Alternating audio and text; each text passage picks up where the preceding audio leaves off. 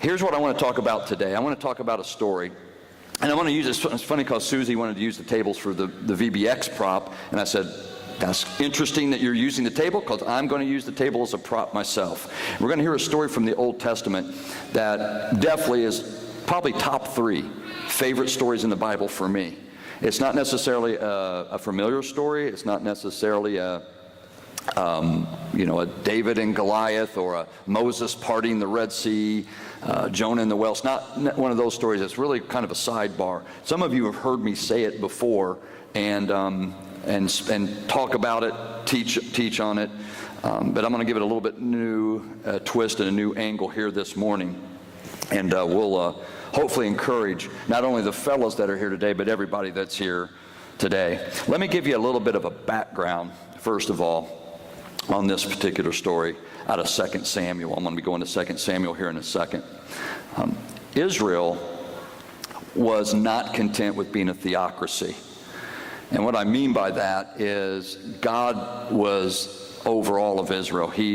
All other nations around them had monarchies. They had a king, and the king ruled, and that's how the government was set up. But Israel was different. They had a theocracy where God was the king, he ruled, and that's the way they were set up for many, many years. But finally, Israel was saying, hey, we want to be like the other nations. We want a king. We want somebody, God, you're awesome, but we want a king to rule over us. And God wasn't real hip on the idea. But he said, okay, well, we'll give that a go. And so Saul was the first king that was elected and picked and chosen. And it said Saul was bigger than all the other men in Israel. He was head and shoulders above the rest of the men physically. He was just a big dude, probably second to Goliath, in all the land, so to speak. He was a huge guy. He messed up. He disobeyed God. He wasn't really a great king, and he was a confused man and didn't turn out very well. It's almost like God was saying, I told you so. You didn't need a king. I can be your king. But there was another fellow that was chosen after Saul who did a little bit better job, somebody that had a heart that was after God. And his name was David. And so David, as a young man, of course we know the story of David and Goliath, but after that, David got in with the court of King Saul while Saul was still king, and he became best friends with Saul's son, whose name was Jonathan. And Jonathan and David, man, they were really tight. They were so tight that they ended up making what I will call a friendship covenant. And you got to understand, like little kids, we hear about that growing up. They might like make a little cut on their hand. The other one makes a little cut on, they spit in their hand or something like that, and clasp it together like they're going to be best buddies, And this was far deeper than that. You got to understand, in Israel's culture, when they made a covenant, man. This wasn't something like, hey, this is a good thing in the moment to do. And when Jonathan and David made this, they weren't 8-year-old kids. They weren't 10-year-old kids. They were young adults. And they made a covenant that said, you know what, we are binding our hearts together as friends and as men, that we're going to be there and have each other's back for the rest of our lives. And they exchanged garments, and there's a real ritual that went with it. This wasn't a backyard thing. This was a really serious covenant that they made with each other. And when you make a covenant like that, you don't break it. You just don't break it. It was any covenant that was made in Israel was kind of like a marriage covenant that we have today. It's just something that you don't take lightly. It's something that you really work to keep and support. And so David and Jonathan made this covenant, and the Philistines were the big enemy of Israel in that day. The Philistines were actually originally from Egypt. They moved up the coast of Egypt, up the Mediterranean coast where Israel is today, and they settled there on the Mediterranean coast in what is today Israel. And the Philistines actually, their land was called Palestina. And so that's where we get the term Palestine or Palestinians. It goes all the way back thousands of years to the Philistines, who's with the land of Palestina. And so it's ironic today that even the west coast of Israel, the Mediterranean Sea, is called the Gaza Strip, and is where the Palestinians still live today. So it's amazing how all that is carried over for thousands of years. But these were the Philistines. They were the first Palestinians, and they were Israel's enemy and had a hard time with them. They were very powerful. And there was a particular battle that Israel went to fight, and King Saul, instead of consulting God, he consulted a psychic. And he said, I just want to know if we're going to win the battle tomorrow. And of course, you know how you don't consult a psychic, you consult God. The battle did not go well. God was not pleased with what happened. Saul was killed, Jonathan was killed, and Saul's other sons were killed. So it was a disastrous battle at a place called Bet Shean, which when we went to Israel, we actually saw the site. I mean, they cut off Saul's head, his sons' heads. It was just an awful, awful event. And so what happened, and this is where we're going to pick this story up. What happened, of course, is heralds or carriers took the news back to Gibeah, which is where Saul had his palace, and that's where the kingdom was. It wasn't Jerusalem. It wasn't until David came that he made Jerusalem the capital, because Jerusalem didn't even belong to Israel at that time. And so it went back to Gibeah, where Saul's palace was. And so we're going to watch the unfolding of that event, because there was chaos at the palace. Because this was a disastrous event. The king is dead. His sons are dead. Who's going to take over? And there was a chaos because they knew that now that Saul was dead, are the Philistines going to come to Gibeah? Are they going to take over the palace? Are they going to kill us? If they don't make it here, David, who Saul hated, is probably going to come and take vengeance on us because we're Saul's family and da-da-da. So they had two reasons to be scared, the Philistines and David. One of them is going to probably get them. And so the thing that they decided to do was just flee the palace. They know that if they stayed there, they're going to die. They're going to get killed in some manner. So this is where we're picking things up. In 2 Samuel chapter 4 and verse 4, we're going to read this. Saul's son Jonathan had a son back at the palace named Mephibosheth. Everybody say Mephibosheth. We're going to call him Phibo from now on, because instead of saying his name so much, we'll just give him a nickname, call him Phibo. Okay? Who was crippled as a child. Okay? He was 5 years old when the report came from Jezreel that Saul and Jonathan had been killed in battle. When the child's nurse heard the news, she picked him up and fled. But as she hurried away, she dropped him, and he became crippled. So this is a disastrous event. Not only is Saul dead, Jonathan dead, Mephibosheth, this 5-year-old boy, the nurse picked him up, probably tripped, fell, probably paralyzed him in some way. And so now he's handicapped or crippled. He can't walk anymore. And so there's a combination of disasters that are going on all on the same day here in Israel. Now, it was customary of the old regime to come back and eliminate those that have been conquered. And that's the reason for the palace hustle. They had to get out of there because they knew that they were going to die. And so here's the double whammy that Phibo faced. Number one, not only is Phibo exiled, he has to get out of there, he is now handicapped. Okay, we're going to bring this around in just a moment. To make matters worse for Phibo, David is eventually made king. The greatest fear. Not somebody from Saul's family. David is made king. Like I said, it's customary that you go and eliminate the old regime so they don't come back and cause problems in the new regime. That was just the way things were done back in the Middle East and all the cultures back then. So there was a great fear that was rising up in Phibo. And after a few years of kingship, and after David established Jerusalem, David asked this question. He said, hey, is there anybody from Saul's family that's still hanging around? Because I want to show some kindness to them. Okay, now all of the servants in the palace were like, right. Yeah, you want to collect Saul's old family so you can show kindness to them. We got you, David. We know what you're really up to. We know what's really on your mind. They're a threat. You know, Saul hated you. They hate you. You know, they just don't like. They're in exile. They don't want to have anything to do with you. They're probably scared of you. So yeah, round them up so you can show them some kindness, right? And David said, yeah. Would you do that? Is there anybody left? And so David asked the question.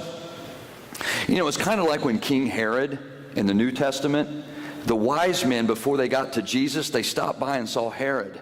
And they said, we're seeking the new king, you know. Of course, they were talking about spiritual king, but Herod was like, new king, huh? I'm the king. He said, I'll tell you what, I think it's awesome that you're looking for this new king. In fact, when you find this new king, come back and tell me exactly where he is so I can come and worship him as well. Right. Herod had no design to worship. He's trying to kill the new king because he was a threat. Same thing was happening here. They figured that that's just the way the culture worked. Yeah, go find Saul's family so I can show kindness to them, and so I can exact that on. And of course, the servants knew that that wasn't going to happen. So here's where I want to turn the things around. Here's where I want you dads to lean in, you men to lean in a little bit. Everybody maybe can lean in a little bit on this. Because Phibo's story is like our story in this way. Number one, he was originally at the king's table. Phibo was originally at the king's table because he was King Saul's grandson. He was Jonathan's son. He ate at the king's table, originally at the king's table. That's Adam and Eve. When we were created, God said, I want you to pull up a seat. I want you to sit with me. Adam, you sit here. Eve, you sit here. I'll sit here. Let's hang out. Let's talk. Let's have a relationship. Let's be close. I'm your dad. You're my kids. That's the way this is going to work. And so Phibo had this same relationship with the king. Secondly, eventually, Phibo was exiled and left handicapped. This is the same thing that happened with Adam and Eve, same thing in our story.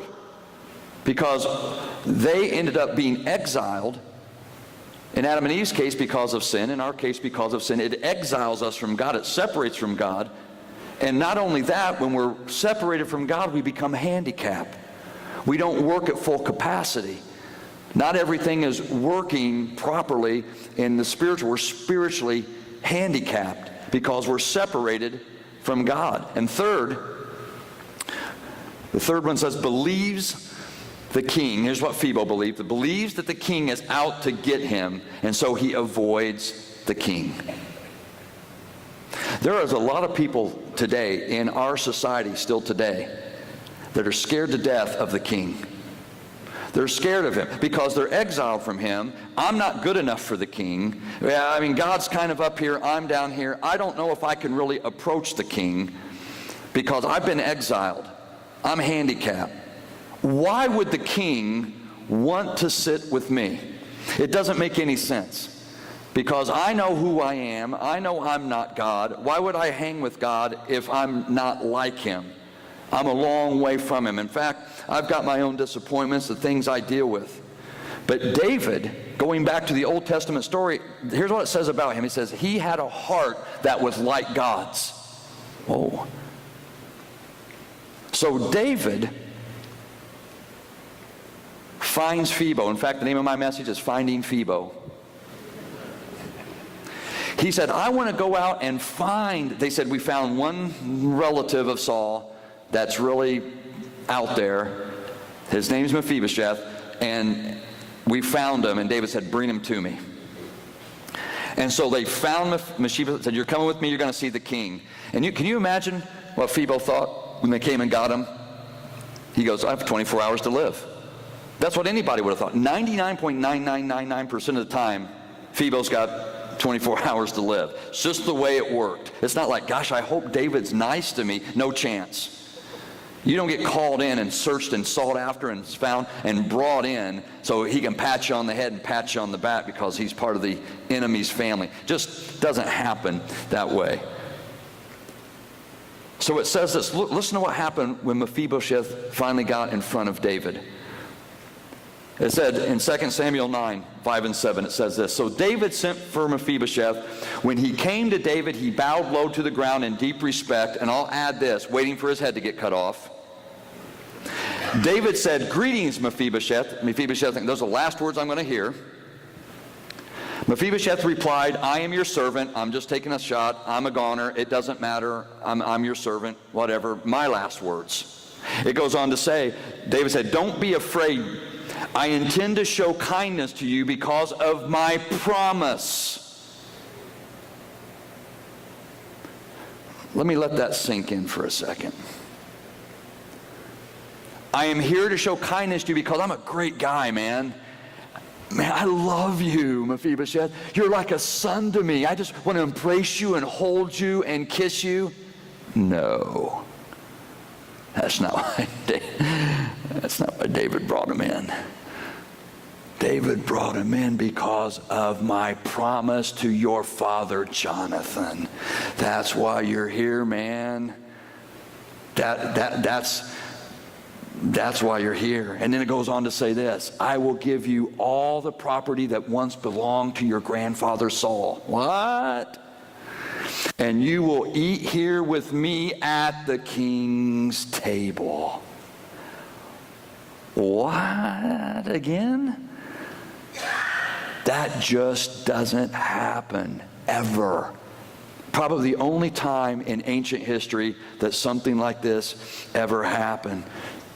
Now, men, let me talk to you for just a second. We're a lot like Phibo. We're a lot like him. Listen, I'm a man. I've talked to a lot of men.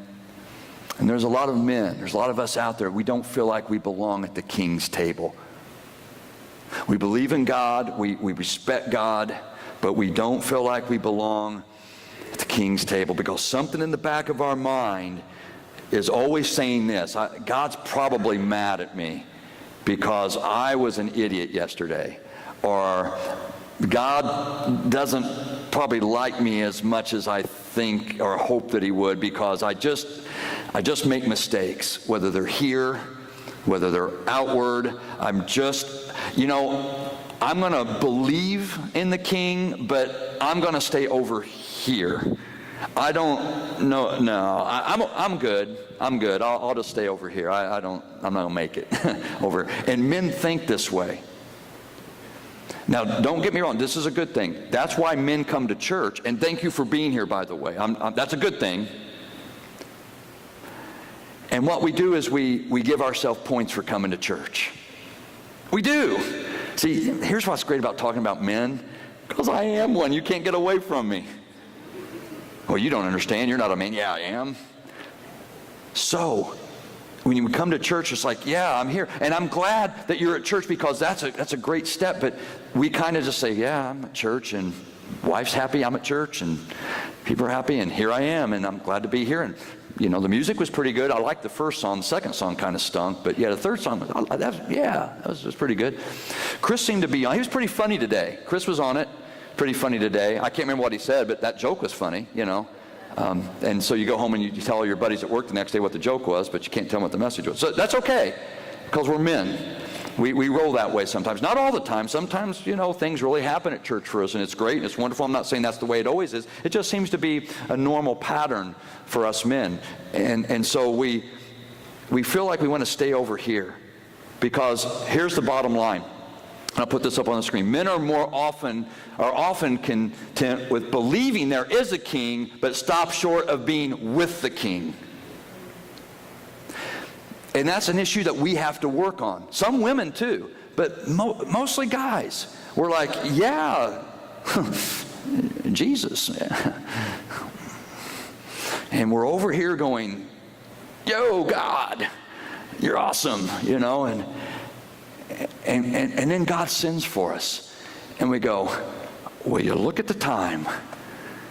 Got places to be, things to do, TV shows to watch. And I'm not here to say that we don't have men here at Hoosier Harvest Church, or there's not men all over the place that love God with their heart and want to serve. I'm not saying that's true. I'm just saying we have a tendency, even as Christian men, to kind of hang out over here and go, yo, God, appreciate you, man. And we have trouble when we come to church of just closing our eyes and saying, God, you're awesome. I just want to tell you, I can't even express from my heart. Words don't even have it. And I'm just feeling your love right now. I'm feeling our relationship. I want more of that, because men aren't necessarily geared that way. So we struggle with that, not only in regular life, but with our relationship with God. And we go on different levels. We go up and down with that, because it's just about, we just have trouble finding that place, stopping short of being with the king. And here's why men feel inadequate about coming to the table. Can I get real for a second? Thank you. I'm going to do it whether you want it or not. Let me tell you why men don't feel like they belong here. It's because we have weird sexual thoughts. Can I just be real? They get planted by Satan left and right, get planted by the world left and right. And they enter our minds. And they, again, some women too, but this is mostly a man problem. And so our sexual thoughts and even our actions they pull us back. It's our fault. It's our responsibility. We got to be responsible for ourselves. But it's just the way the brain works. And as a Christian man, we're like, oh man, I'm not where I need to be. And there is no way in the world I'm sitting here. Not when I'm dealing with that. I hit about 150 men right between the eyes. The David stone hitting Goliath. I just, bam. That hits off. And you don't need to say, oh, yeah, that's me, or I'm going to raise my... I'm not looking for that. It's not important. The important thing is that we own up as men. These are things that we are challenged with. These are things that we battle. And because we battle them, we don't want to sit here, but we love God, and God. We'll give him that but man, we're not going to sit here because God's probably angry with us because of that struggle that we have. There's one of the best Christian selling books for about 10 years, came out about 20 years ago, and it was called Every Man's Battle. And it talked about the sexual nature of a man. And every man has to battle that and control that, and it's sometimes almost impossible for many men to control it. But with God's help, we can and we will. But there's times of that ups and downs. So we're not sitting here because of that. Here's another reason that we're not going to sit here, because we're not spiritual enough. Our moms are spiritual, and our wives are spiritual. They're pretty spiritual, but I'm not spiritual enough. I'll come to church and I'll give God a God, but I'm not going to. Honey, why don't you go sit up there? I'll take a picture. You go sit with God. I'll get a picture back here. And because we don't feel like we're spiritual enough. It's just like, why would God want to sit with me? He'd probably rather sit with them, somebody who's got it going on. I don't got it going on. I love God, I respect God, but I don't got it going on. And so we don't go to the table because men are skeptical. We're skeptics by nature, and we're like, we're skeptical with ourselves. Men have more addictive behaviors than women, even though they haunt both men and women. Men have more of an addictive drive in their personality and their nature. And when those things come and they grab us and they bite us, there's no way we're sitting here. Because I'm not going to dishonor God. I'm not going to go up there. That's going to dishonor. Nope. I'm out. Our reluctance to be relational is something that challenges us, and we've got to battle. Because here's our issue. God is relational. And because God is relational, he's saying, I want you to be relational. Relationships are for women. No, they're not. God's relational. And even though he's not necessarily a human being like us, God isn't, even though Jesus came to be a human being, but God, he's relational. Relationships are for women. No. They're for us because God says, I want you to be I'm not very relational. I'm just kind of to myself. But God is saying, I want you to sit here and have a relationship with me. Me. I don't want you to take a picture back here. I want you to hang out with me. And I'm going to pursue you, and I'm going to find you. Just like the king went to find Phibo. And, we have to understand we're still handicapped, guys. Well, I'll wait until I'm not handicapped anymore, and then I'll go sit with the king. I'll go to church 46 times in a row, scrub myself, and then I'll be clean enough to come up and sit at the table. And it's like, you're never going to be clean enough, dude. It's not going to happen. You're not going to be clean enough. You'll never get there. I'm going to wait for Mephibosheth to not be handicapped anymore. David could have thought this. And then I'll invite him to my table when he's not handicapped anymore. No. He came up and his servants were carrying him up to the palace. They laid him on the floor and he bowed down before David. He couldn't walk, man. And Phibo's like, what am I doing here? I'm more comfortable out being exiled because I don't want to sit with a king who's mad at me. I don't want to sit with a king who's probably going to kill me. Because I'm handicapped, man. I got all these handicaps I'm dealing with in my mind and in my actions, and in, I just don't feel spiritually worthy. I'm struggling with that. And we have to understand, just like David was searching for Phibo, guys, the king is searching for us. Not to punish us or hurt us, but here's what God wants to do, the king. He wants to forgive you.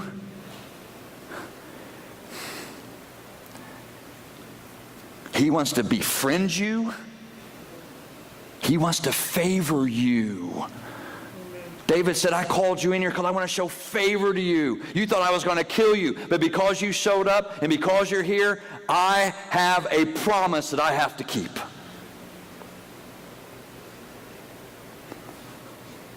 Because David made a friendship covenant with Jonathan. That was the one tiny exception that stopped the king from killing Phibo.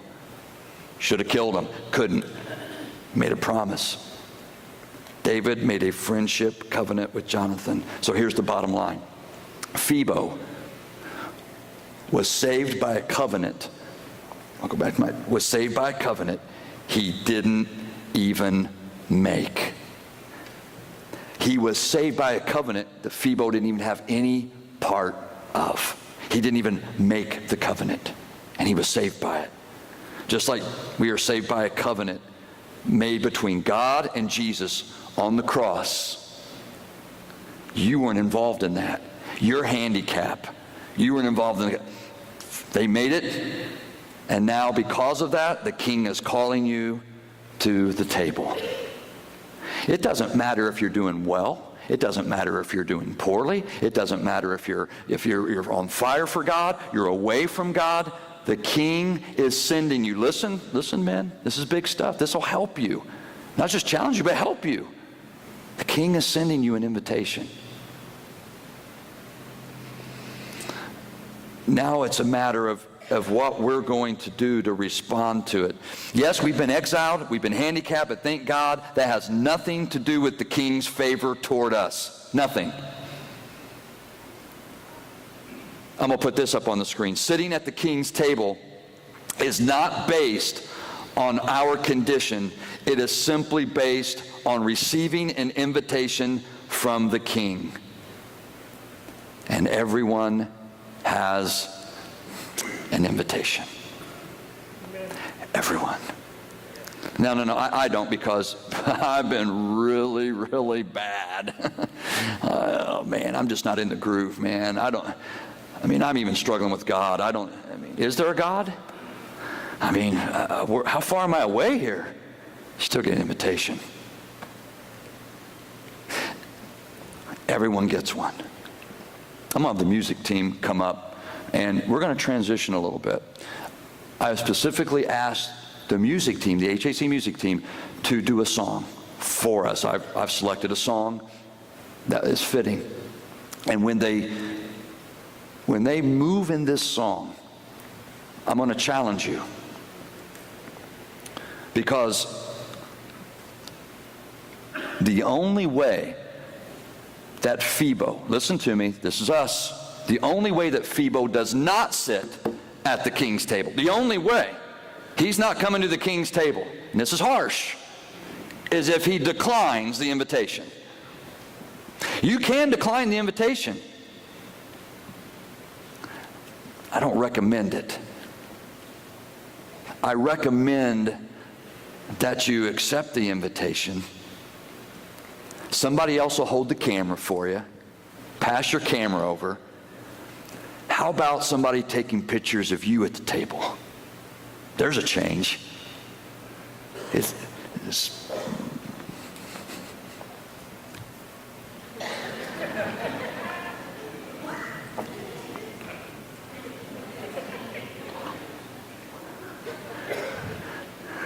a change. That may sound a little silly, but it's not.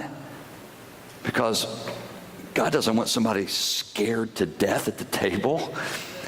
He wants somebody that's happy to be there because they don't deserve to be there. But because of a promise that the Father made to the Son and the Son made to the Father, they said, because of the promise, you're here. Are you happy about that? mean, at this table, ladies, there's going to be T-bone steak, man, and it's going to be done. It's medium, and it's got a hint of hickory sauce on it, man. And I'll tell you what, over here, man, there's going to be some fried skillet potatoes, man, and they're going to be, when you put them in, they're so soft they just melt in your mouth when you put them in there, and they're cut in cubes. Oh, that's perfect. Right over, got peanut butter parfait over here, man, on your left side. And he's like, man, I'm going to serve it up to you, man. I'm not going to give you junk. I'm going to give you the stuff that you like. I'm going to give you the land back. He's going to give the land back that Saul had. And Phibo, I'm going to give that back to you. I'm going to give you what you want. I'm going to give you what you like. I'm sorry that you had to go through so much suffering. I'm sorry that you were scared of me. I'm sorry that you went through. Sit at the table, man. I want you back, and I want to prove myself that my love for you is genuine. I'm in a covenant. I'm not going to kill you. Bring your handicap, man. Yeah, but I'm dealing with this right now. Bring it. Because you know what? It's a lot easier for the king to fix any dysfunctions we have or work on any dysfunctions we have when we're this close than when we're over there. And that's part of the reason we don't come here is we don't want surgery. It's like, I don't want God to do anything. Hey, God, I'll give you a shout out, but I don't want you to do anything. Isn't that so men-like? Like, God, I want you in my life, but just don't do anything. Don't change me. Just take it easy on me. Well, today I'm not taking it easy on you, but I'm not being hard on you either. I'm just being truthful. I'm just giving it to you like you need to hear it, because men need to hear it direct. And for your wife's sake, man, for your children's sake, for your sake, for your eternity's sake, and most of all, for God's sake, let's come to the table. I highly recommend you do not decline the invitation. The invitation is not to believe in the King, but to be with him. I'm glad you believe in him. Most of you here do. Almost all of you probably do. But there's that next step. And God is saying, you're making it way too hard. This is what I want. God is saying, this is what I want, but it doesn't seem to be what you want. And that kind of hurts probably a little bit in God's heart, aches in his heart a little bit. God's heart can ache. Especially because we have a wrong perception. Listen to the great ending to this story. This is the last verse I'm going to read before we do our song. Listen to what it says in 2 Samuel 9:13. It's a great ending. And Mephibosheth, who was crippled in both feet, still crippled, lived in Jerusalem and ate regularly at the king's table. Some of you can connect with that. It's like, man, I'm okay in exile. Yeah, come out of exile.